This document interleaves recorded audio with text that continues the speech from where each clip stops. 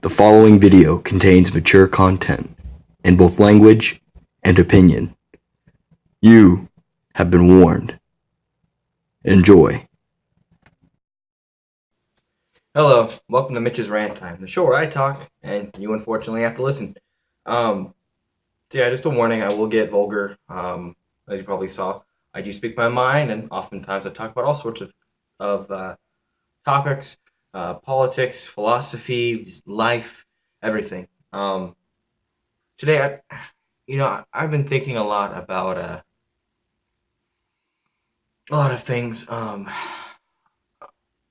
After watching the Republican debate, well, I'm not watching the full debate. I saw mostly clips. I kind of pieced it together, um, and hearing a lot of the stances and a lot of the issues people brought up, debating with people about some of the stances people take. Um, I felt I really needed to kind of say something that I wanted to say and bring up something, and it's something that I hear a lot of people talk about, which is the budget. Talk about the budget all the time. It's the biggest, probably the biggest, and shouldn't be the biggest issue for anyone running for a federal office, whether you're running for Congress um, or the presidency. And it seems so many times we kind of skirt over the budget. We don't actually talk about ideas a whole lot. Some people do, but typically the people that do always get shunned, pushed to the side, or demonized. Ross Perot, Ron Paul, Bernie Sanders. They come out with ideas about the budget, and it's just like, "Shut up, you socialist, or you fucking anarchist, or whatever." And it's sad. But oftentimes we bring up the debt, and it's always two different sides, two different perspectives that are so way out of left field. You always have people who come out and say, "Oh, we're now $18 trillion in debt." Yet someone will then say, "Oh no, we're not $18 trillion. We're under $1 trillion in debt." And that gap is so big, and I don't get how people can come up with stuff like that. I mean, of course, one is viewing unfunded liabilities, the other isn't, stuff like that, and it's just different views on everything, and just different views on that. After certain videos or things have come out, people take like knee jerk stances against things and say we need to fund this and we need to fund that. We need to debunk this and take funding away from this. And I'm sorry, but the budget isn't just some fluffy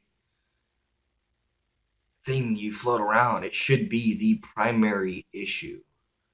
Um, I mean, there are other issues that are very important, other social issues that are important. Um, Foreign policy is important too. How are you going as a leader, as the figurehead representative for the rest of the for us for the rest of the world? How are you going to behave? Are you going to be a dick and call all Mexicans rapists? Are you going to um, kiss ass to Europe? Are you going to kiss ass to Israel? Are you going to kiss ass to the Middle East? Are you going to go out and try and just destroy the entire Middle East and convert more people towards groups like ISIS? What are you going to do? Those are all important. How do you feel about do you support? Pretty much it comes down to, do you support equality for everybody, or do you just think certain groups deserve special privileges? Um, and of course, both the two sides. I'll get to that in a moment in another video. The two sides always say the same thing but flip the script. The progressive side would say, well, the minorities and the marginalized are not treated as equals. It's the majority. It's specifically white male Christians who are not marginalized, who have privileges, or whether they are provided by the government or by our societal ideals in our culture. And if you're conservative, you're gonna most conservatives say that it's the other way around, that the white male Christian is the target of oppression, that they are marginalized, that they are not given privileges, and that everyone else is. And again, I'll get into my stance on that false dichotomy in a moment too. in another episode. But back to the economy, back to the budget, the most important thing ever, because we go down, our dollar goes down, our currency goes down, no one wants to trade with us.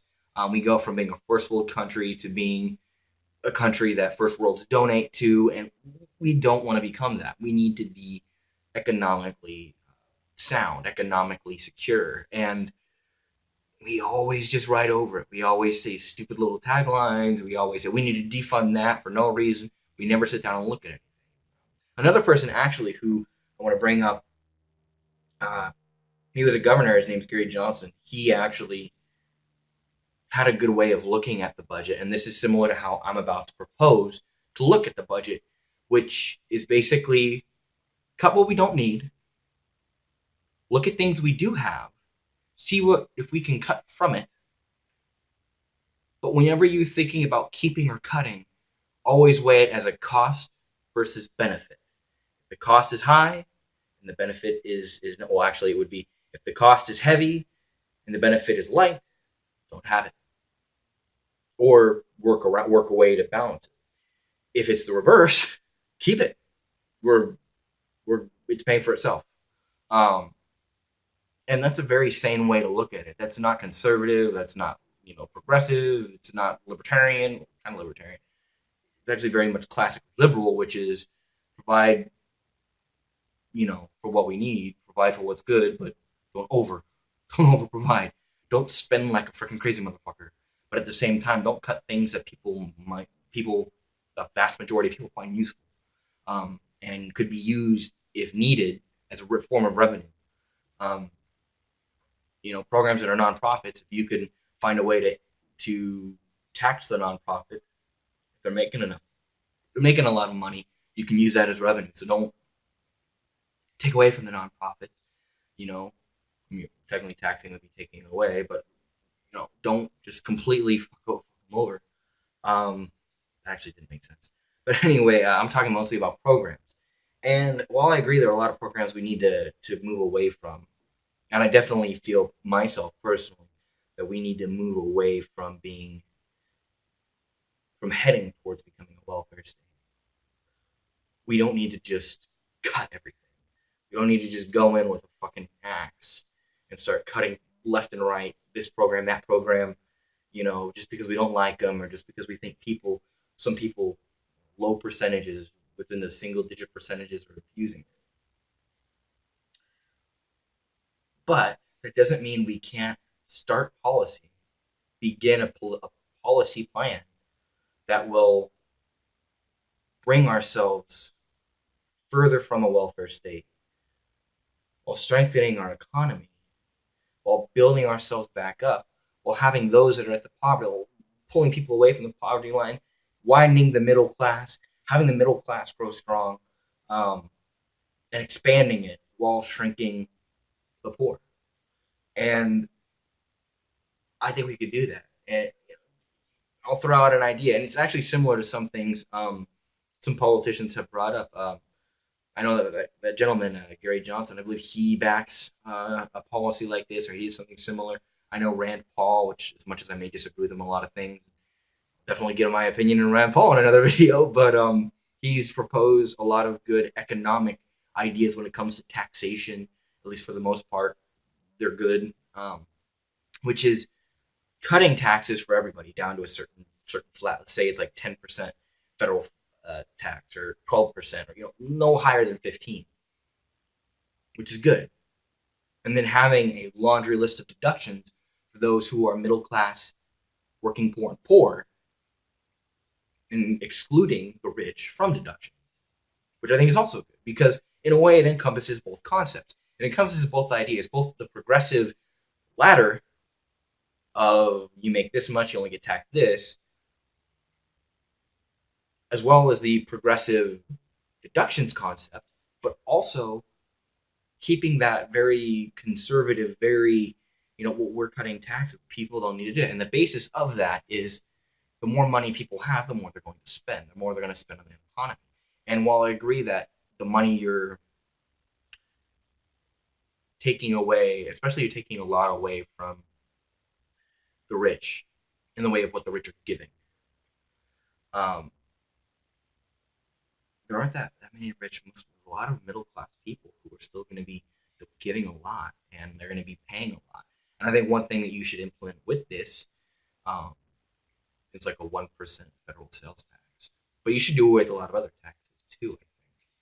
And one other thing I think that should go on top of this, if you were to make a tax plan, the Drury tax plan, cut everything down to say 15% or 13% or 10%, whatever.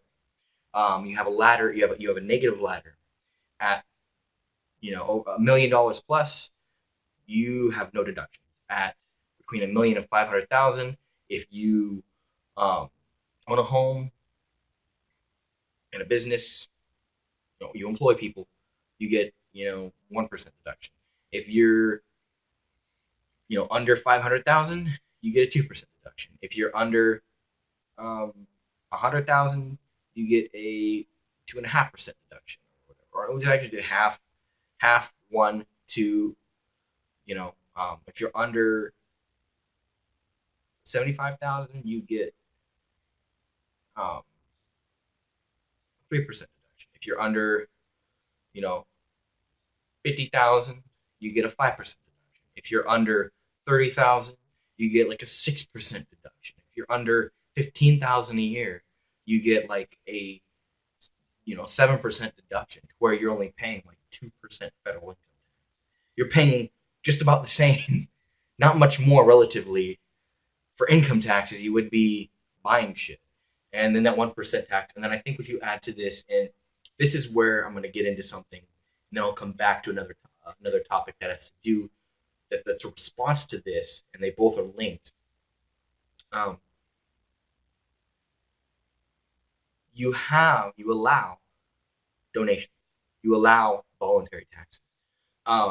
And I think that's a brilliant idea. That's also a very conservative concept, which is, well, volunteer taxes. If people want to pay to the government, they can give what they want. They shouldn't be forced to say, well, you have to do this and you have to do that. With a gun to your head, it's okay. You think you should donate 20%, donate 20%. And I think, as governments do, as federal does to state, state does to county, county does to city, and city does to local departments, have strings attached, have specific guidelines for that.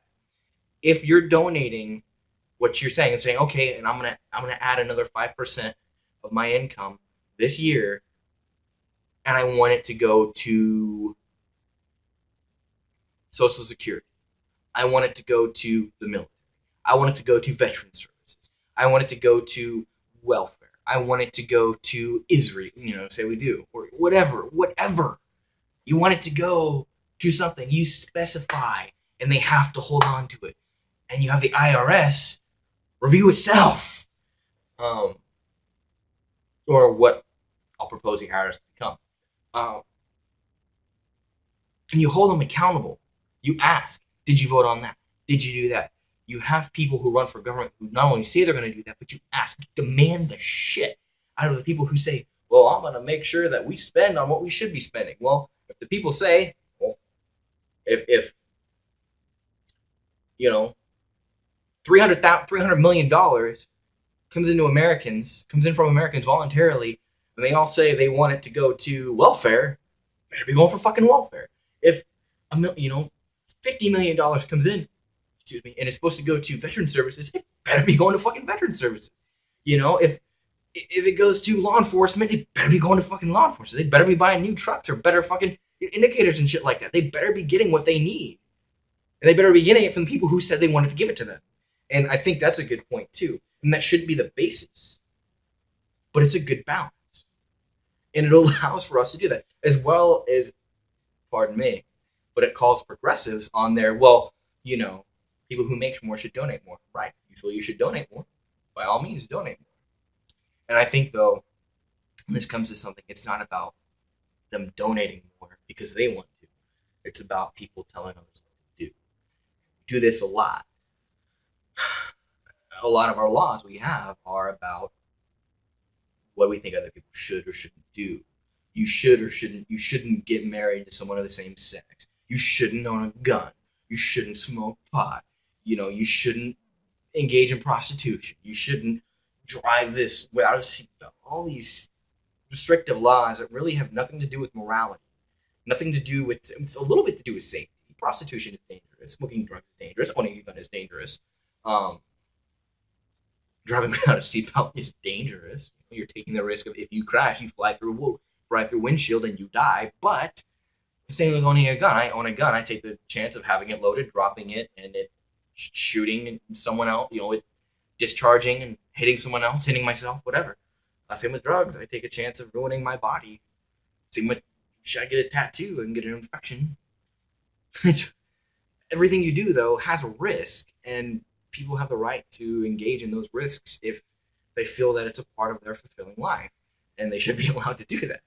So again, it's the moral high ground. It's that moral high ground that both the right and the left, again, the false dichotomy, the right and the left fucking talk from, and they don't know what they're talking about. But this is where progressive, because typically conservatives would agree with me with this. I disagree with them on a lot of things, but they would agree with me with this tax plan I'm proposing. They'd say, yeah, it's a fucking smart idea. Progressives would jump back and say, well, we can't afford it. We have too much. I'd say, well, you're right. Right now, we have way too much. Right now, we could not afford to cut. We need to continue increasing and increasing and increasing.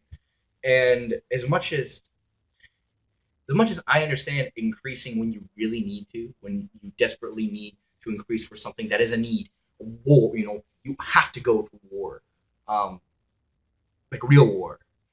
Not saying actual like enemy has attacked you and a country is invading and you need to defend. And that's a need.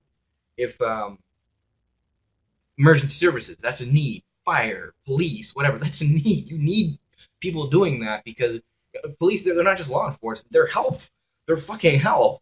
They rescue people from trees just like fucking fire departments do, and they're first responders, and they need to know CPR and shit like that. They save lives too.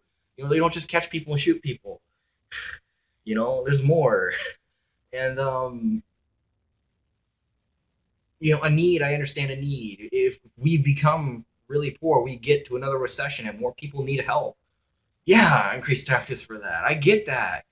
But we don't need to increase taxes for shit we don't need. And the government should follow this model, which is taxes shouldn't expand for government. Government should shrink for should mold for taxes, and that's what I think it should be.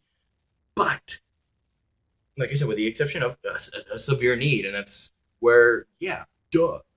Of course, that's not a very objective concept. Severe need is objective, but anyway, finally, they say, well, you gotta have all this stuff. I was like, well, then cut it. Pull out of the Middle East. Pull out our troops back. They don't need to be over there dying, getting injured physically, mentally, emotionally. They don't need to be come back. They don't need that, okay? They've done enough. They've done enough. They have done so much that we cannot fucking thank them for. They have their brothers and sisters who are in the ground who we can't thank enough. They've done enough. Bring them home, okay? That's a big cost. We can cut some of the military. We don't need to have a super huge military. But, when I think we're going to cut the money and we still want to keep that money in the military around, send it to fucking veteran services and start treating them better. Because the people who come home need fucking help. And in fact, that's not just that. That's also a part of other programs we have, social programs and that, disability and social security and welfare. They need help. They need to be treated right. Also, end the fucking drug war. Do away with the drug war. We don't need to be fighting the drug war anymore, okay? It's stupid. I get it. Certain drugs we should have illegal. Yeah, makes sense. Understandably.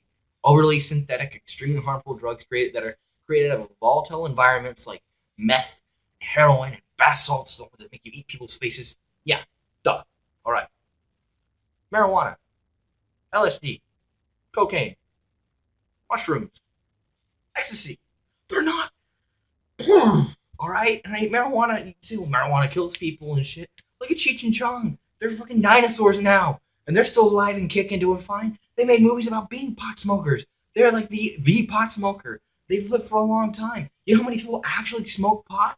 In fact, a comedian that I really like, he's a pretty cool guy. He says that anybody who says um, pot's illegal in America is just a fucking pussy. Because it's true. You go anywhere, you'll see people smoking pot. You'll find someone smoking pot. It's not illegal. It's only illegal on paper, but people still fucking do it. And same with guns too. Cut the fucking gun shit. Now I agree. At least at a federal level. Federal level. Guns aren't outlawed anymore. No more assault weapons ban. No more bans on anything like that. Yes, nuclear, biological, chemical cannot have. Duh. Nations can't fucking have nuclear, biological, chemical without getting in trouble. Citizens shouldn't be able to have it either.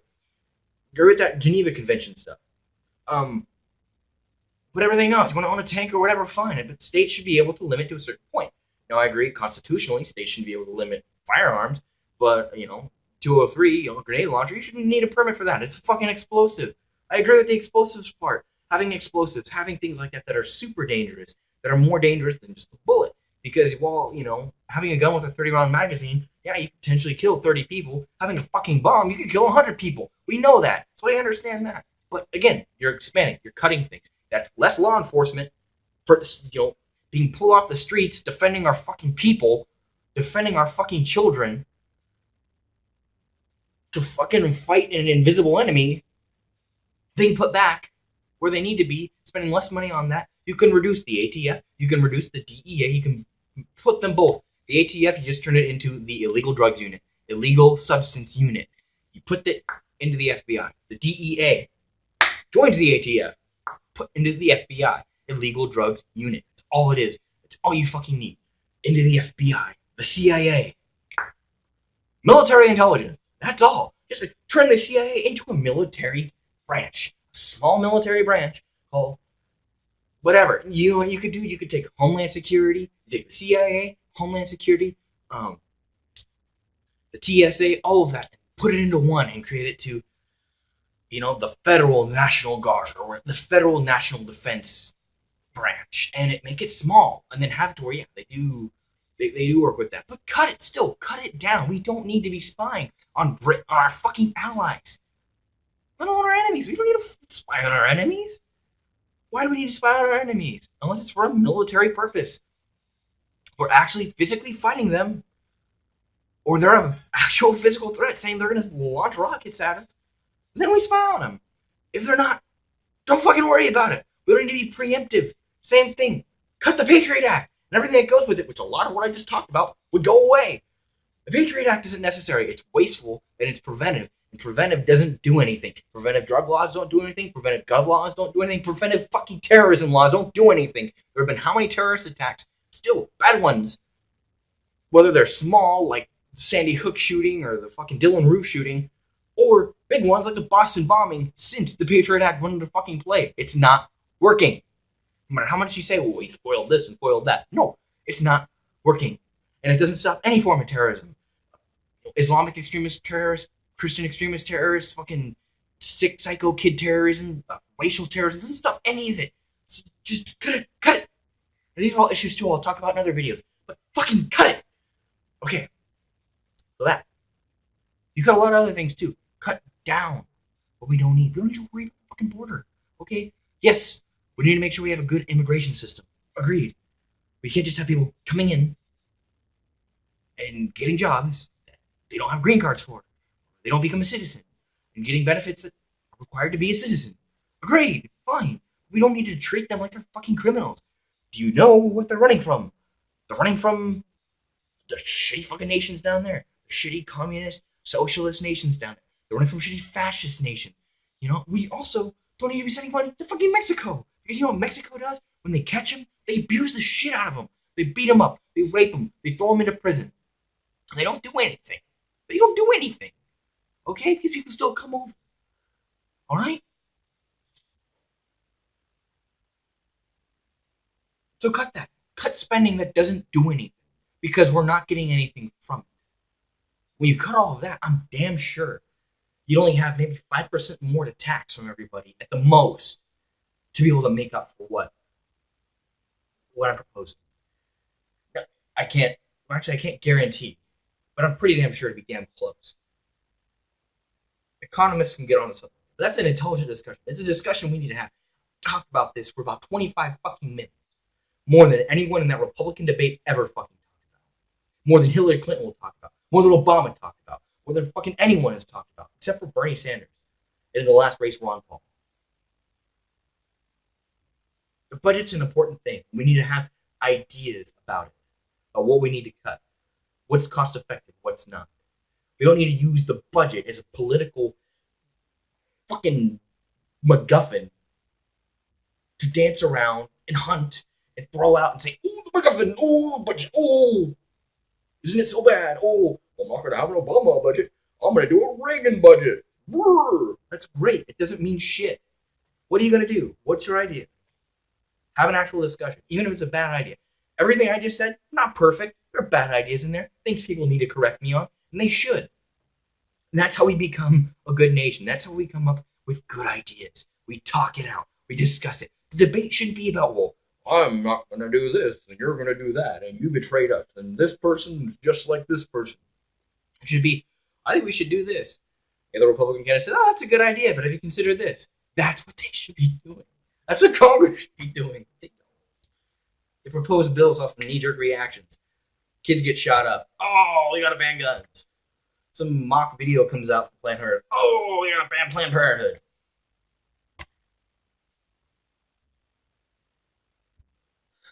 Anyway, thank you for listening. That's been Mitch's rant time. If you think I made any sense, please leave a like. If you want to hear more of the shit I have to say or any of my other stuff, my video game stuff or anything, please subscribe. And if you have anything to say, please comment. I'll admit I get a little vulgar and touchy and mean sometimes. But I mean, if you have good points, fire at me. But yeah, that's been Mitch's rant time. Thank you guys for listening so much. Have a good night.